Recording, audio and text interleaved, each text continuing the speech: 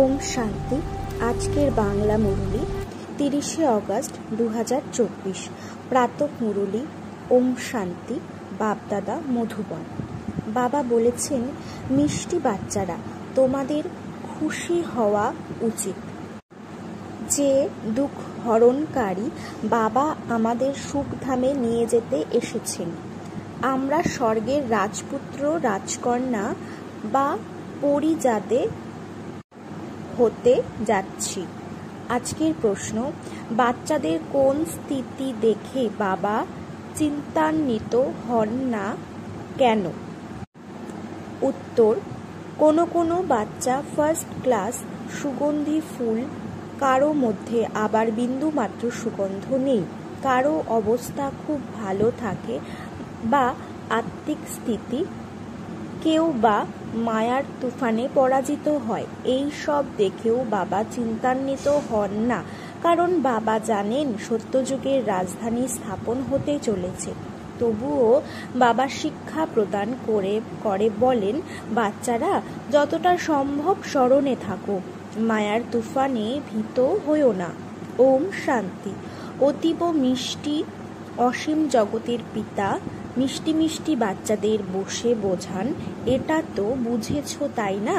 অতি মিষ্টি থেকে মিষ্টি বাবা, ওনার কাছ থেকেই স্বর্গের উত্তরাধিকার প্রাপ্ত হয়। এখানে তো বেশ্যালয়ে বসে আছো, কত মিষ্টি বাবা, অন্তরে সেই অপার খুশি থাকা উচিত। বাবা আমাদের অর্ধকল্পের জন্য সুখধামে নিয়ে যান, দুঃখ হরণ করেন। একদিকে তিনি যেমন পিতা, অন্যদিকে শিক্ষকও। আমাদের সম্পূর্ণ সৃষ্টিচক্রের রহস্য বুঝিয়ে বলেন, যা আর কেউ ব্যাখ্যা করতে পারে না। এই চক্র কিভাবে, 84 জন্ম কিভাবে অতিক্রম হয়, এই সমস্ত কিছুই তিনি খুব সহজভাবে বুঝিয়ে বলেছেন। তারপর সঙ্গে করে নিয়ে যাবেন। এখানে তো থাকা যাবে না, সমস্ত আত্মাদের সাথে করে নিয়ে যাবেন। সময় খুব অল্প, বলাও হয় অনেক সময় চলে গেছে, অল্প কিছু অবশিষ্ট আছে, সময় খুব কম। সেই জন্য বারংবার আমাকে স্মরণ করো, তবেই তোমাদের জন্মান্তরের পাপের যে বোঝা সঞ্চিত হয়ে আছে তা সমাপ্ত হবে। যদিও মায়ার যুদ্ধ চলবে, তোমরা আমাকে স্মরণ করতে বসবে আর মায়া স্মরণ থেকে সরিয়ে দেবে, এও বাবা বলে দিচ্ছেন।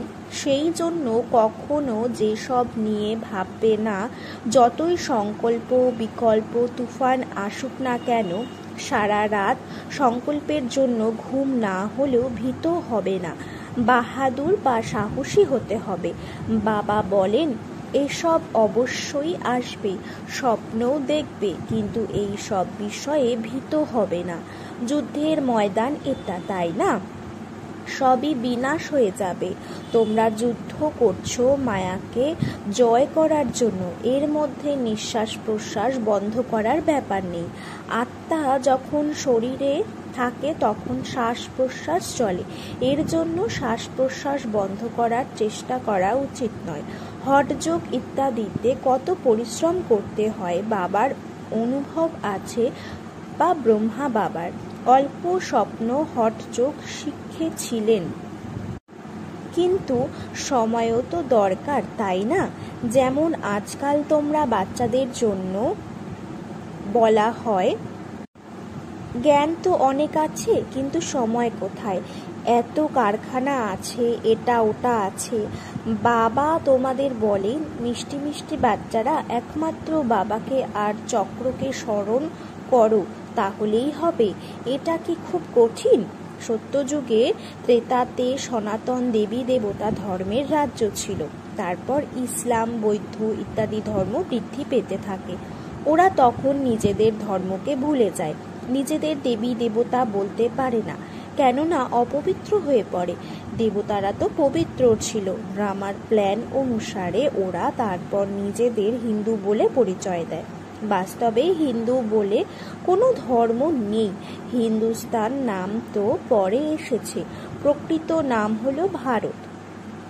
বলাও হয়ে থাকে ভারত মাতাদের জয়, হিন্দুস্তান মাতাদের জয় তো বলা হয় না। ভারতেই এই দেবী দেবতাদের রাজ্য ছিল, ভারতেরই মহিমা করা হয়। সুতরাং বাবা বাচ্চাদের বসে শেখান বাবাকে কিভাবে স্মরণ করতে হয়। বাবা তো এসেছেনই ঘরে ফিরিয়ে নিয়ে যেতে। কাদের নিয়ে যেতে এসেছেন? আত্মাদের। তোমরা যত বাবাকে স্মরণ করো ততই পবিত্র হয়ে ওঠো। পবিত্র হলে সাজাও পেতে হবে না। যদি সাজা খাও তবে পদ কম হয়ে যাবে। সেই জন্য যত স্মরণ করবে ততই বিকর্ম বিনাশ হতে থাকবে। অনেক বাচ্চা আছে যারা স্মরণ করতে ব্যর্থ হয়, বিরক্ত হয়ে ছেড়ে দেয়। এমনও আছে যুদ্ধ করে না, অর্থাৎ মায়ার সাথে। বোঝে যে রাজধানী স্থাপন হতে চলেছে, অনেকেই অসফল হবে। গরিব প্রজাও তো চাই, তাই না? যদিও ওখানে কোনো দুঃখ নেই, কিন্তু গরিব আর বিত্তবান প্রতিটি স্তরই থাকবে। এ হলো কলিযুগ। এখানে গরিব হোক বা বড়লোক হোক, উভয়েই দুঃখ ভোগ করে থাকে। ওখানে গরিব বড়লোক উভয়েই সুখে থাকে।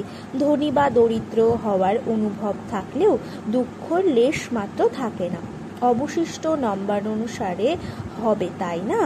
কোনো রোগ থাকবে না, আয়ু বৃদ্ধি হবে।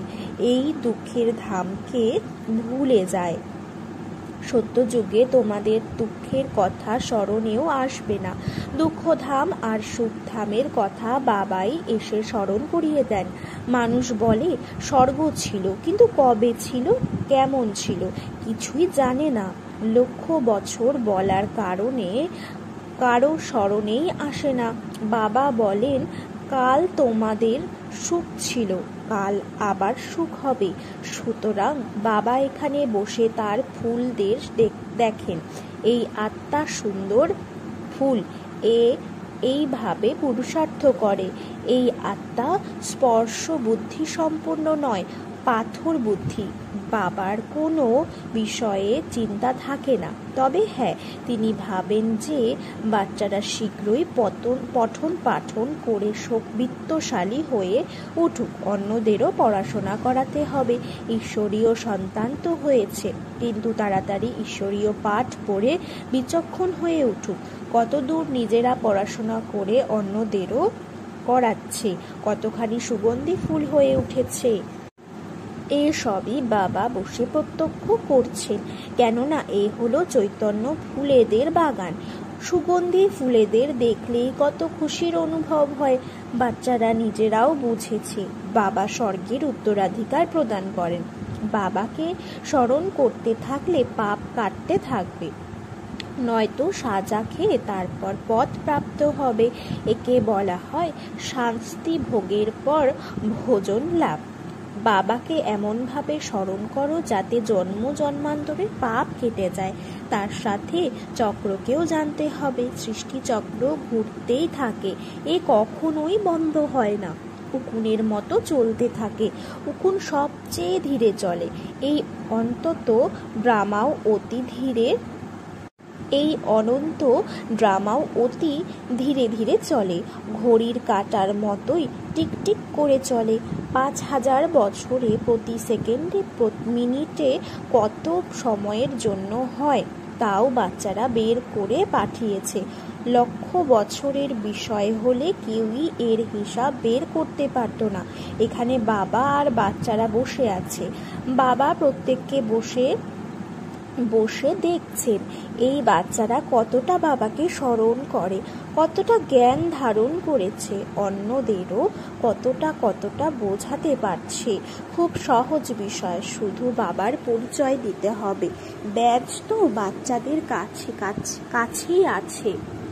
সবাইকে বলো ইনি হলো শিব বাবা। যখন মানুষ কাশি যায় তখনও শিব বাবাকে স্মরণ করে। বাবা বাবা বলে মাথা ঠুকতে থাকে। তোমরা হলে শালিগ্রাম। আত্মা ছোট তারার মতো, তার মধ্যে কত পার্ট সঞ্চিত হয়ে আছে। আত্মা ছোট, বড় হয় না, বিনাশও হয় না। আত্মা অবিনাশী, তার মধ্যে ড্রামার পার্ট সঞ্চিত হয়ে আছে। হীরা সর্বাপেক্ষা শক্তিশালী পাথর বা রত্ন। এর মতো শক্ত পাথর অন্য কিছু হয় না। জহুরিরা সেটা জানে। আত্মার বিচার করো। কত ক্ষুদ্র, অথচ তার মধ্যে অবিনাশী পাঠ সঞ্চিত হয়ে আছে। আত্মা কখনোই অবিনাশী ড্রামার থেকে বেরিয়ে পড়ে না, দ্বিতীয় কোনো আত্মা হয় না। এই দুনিয়াতে এমন কোনো মানুষ নেই যাকে আমরা একাধারে বাবা, টিচার এবং সদ্গুরু বলতে পারি।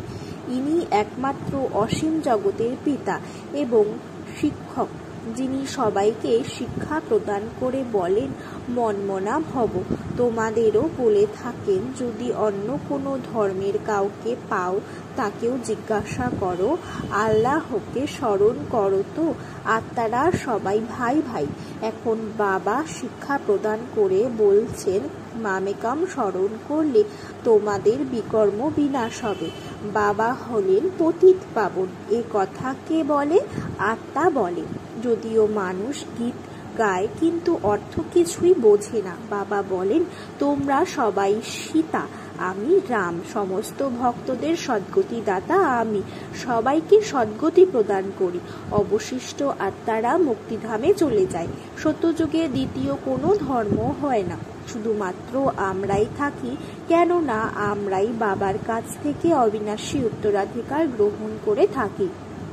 এখানে দেখো কত অসংখ্য মন্দির, এত বড় দুনিয়াতে কত অসংখ্য জিনিস রয়েছে। ওখানে এসব কিছুই থাকবে না, শুধুমাত্র ভারত থাকবে। এই রেল ইত্যাদি যানবাহনও থাকবে না, এই সব কিছুই বিনাশ হয়ে যাবে। ওখানে রেলের প্রয়োজনই নেই, ছোট শহর হবে। রেল তো প্রয়োজন দূর দূরান্তের গ্রামে যাওয়ার জন্য। বাবা বাচ্চাদের রিফ্রেশ করছেন, ভিন্ন ভিন্ন পয়েন্টস বাচ্চাদের বুঝিয়ে বলেন।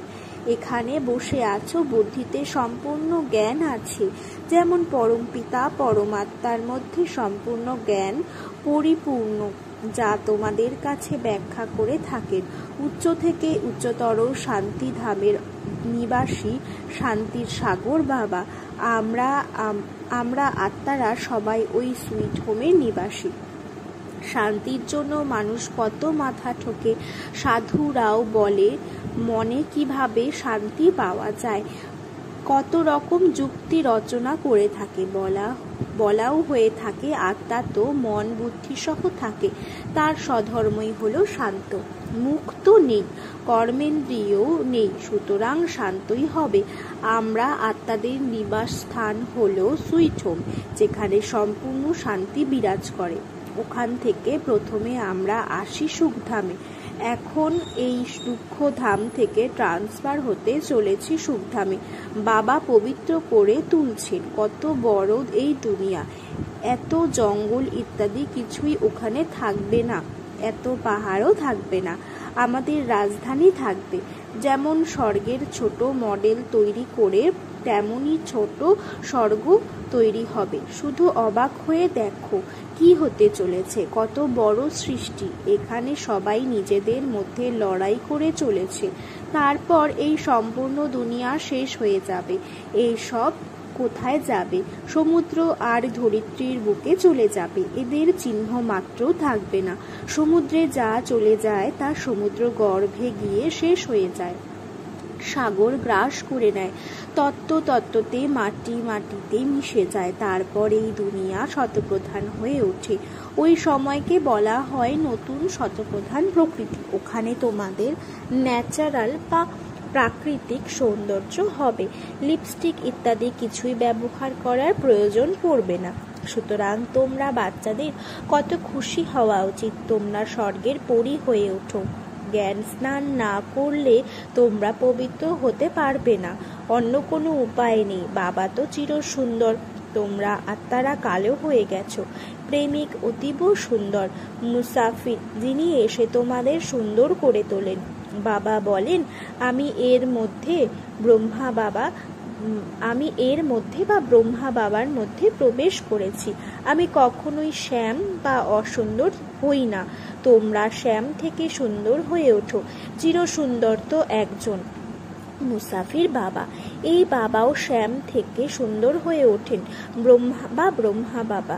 বাবা তোমাদের সবাইকে সুন্দর করে সঙ্গে করে নিয়ে যান। তোমরা বাচ্চাদেরও সুন্দর হয়ে অন্যদেরও সুন্দর করে তুলতে হবে। বাবা তো শ্যাম সুন্দর হন না।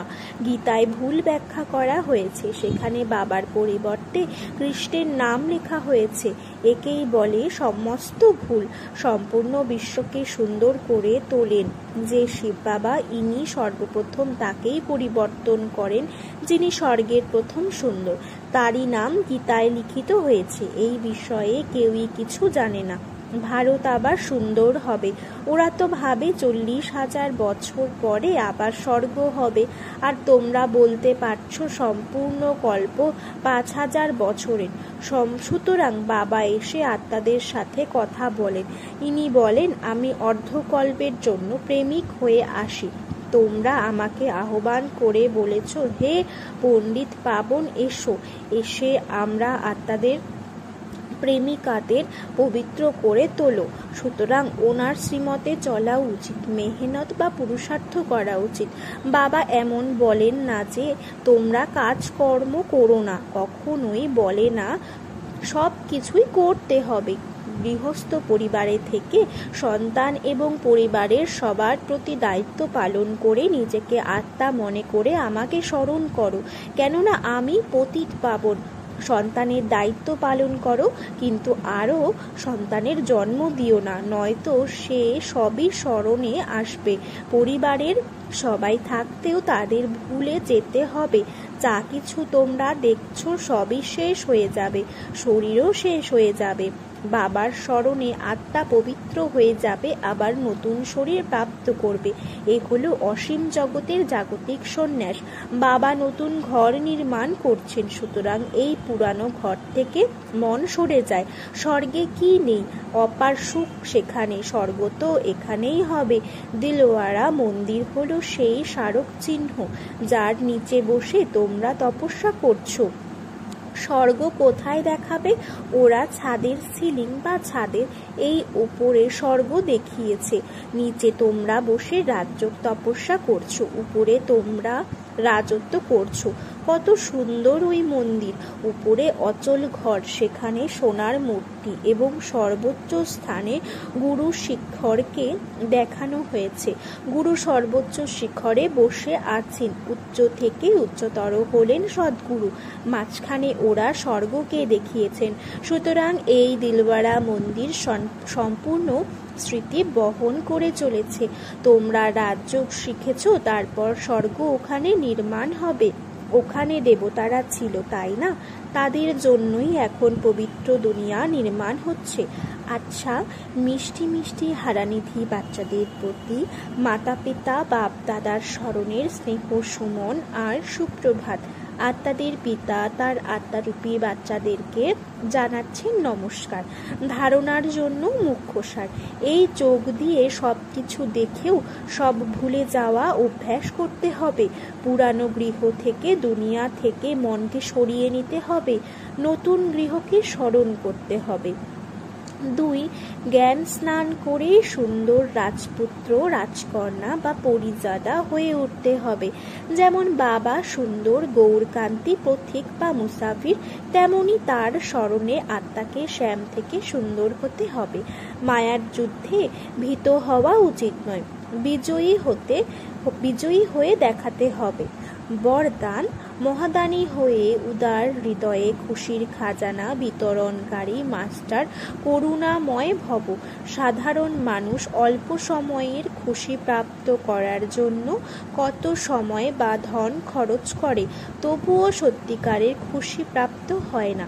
এই রকম সময়ে তোমাদেরকে অর্থাৎ আত্মাদেরকে মহাদানী হয়ে বড় হৃদয়ের সাথে খুশির দান দিতে হবে।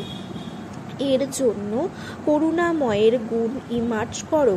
তোমাদের জড় চিত্ত বরদান দিচ্ছে, তো তোমরাও চৈতন্য অবস্থায় করুণাময় হয়ে বিতরণ করতে থাকো, কেননা সকল আত্মাই এখন পরবশে রয়েছে। কখনো এটা ভাববে না যে এ তো সোনারই পাত্র নয়। কখনো এটা ভাববে না যে এ তো সোনারই পাত্র নয়। তোমরা করুণাময় হয়ে দিতে থাকো। তোমাদের শুভ ভাবনা তাদেরকে অবশ্যই ফল প্রদান করবে। স্লোগান: যোগের শক্তির দ্বারা প্রতিটি কর্মেন্দ্রিয়কে অর্ডার অনুসারে যে চালাতে পারে সেই হলো স্বরাজ্য অধিকারী। ওম শান্তি।